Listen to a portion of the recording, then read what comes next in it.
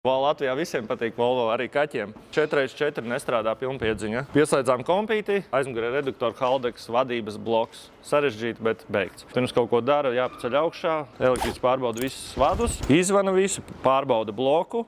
Bloks beigts, kompjutera kļūdas, lietotu, protams, bloku paņēmām, jo jauns bija kaut kāda 1200, kaut kas tāds.